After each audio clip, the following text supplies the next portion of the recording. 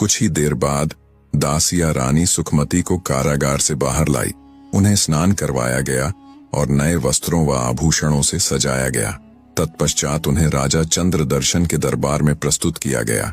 जब रानी सुखमती राज दरबार में आईं, तो उनका रूप सौंदर्य देखकर चंद्रदर्शन अभिभूत हो गया। सचमुच जैसे कोई स्वर्ग की अप्सरा उतरी हो। लाल रंग के परिधान में सुसज्जित सुखमती जब दरबार के बीचों बीच पहुंची, तो उन्होंने अपनी योजना के अनुसार नृत्य प्रारंभ किया।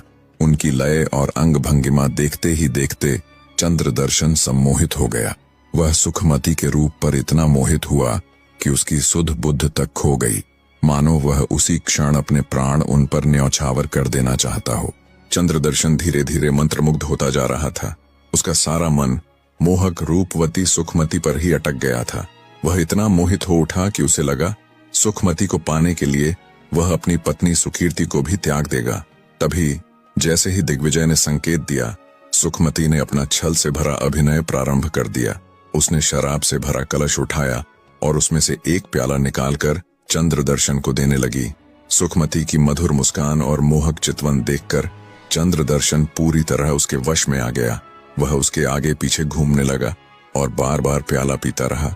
सुखमती हर बार उसके प्याले में अचेत करने वाली बूटी की थोड़ी थोड़ी मात्रा डालती गई। कुछ ही देर बाद वह बूटी अपना असर दिखाने लगी। चंद्रदर्शन की आंखें बोझिल होने लगीं और उसका शरीर ढीला पड़ गया। धीरे धीरे वह अवचेतन अवस्था में जा गिरा। इतना होते ही रानी सुकीर्ति को सूचना मिली। वह तुरंत कक्ष में पहुंची। वहां उन्होंने सुखमती और दिग्विजय से कहा, अब देर मत कीजिए, महाराज अचेत हो चुके हैं। आप लोग तुरंत यहाँ से निकल जाइए। मैंने आपके लिए साधारण वस्त्र मंगवाए हैं, उन्हें पहन लीजिए और महाराज के ठीक होने से पहले इस राज्य से दूर चले जाइए। सुखमती ने यह सुनकर भावुक होकर रानी सुकीर्ति को गले लगा लिया।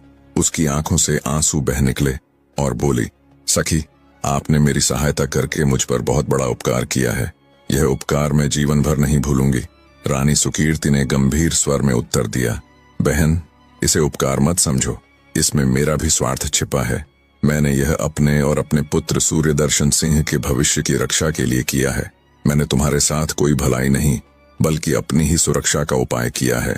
इतना कहकर रानी सुकीर्ति के नेत्र भी नम हो गए। फिर उनके नेतृत्व में दिग्विजय और रानी सुखमती ने साधारण वस्त्र धारण किए और आंसुओं से भीगी आंखों से विदा लेकर निकल पड़े अपनी राजकुमारी नीलांजना की खोज में। पूरा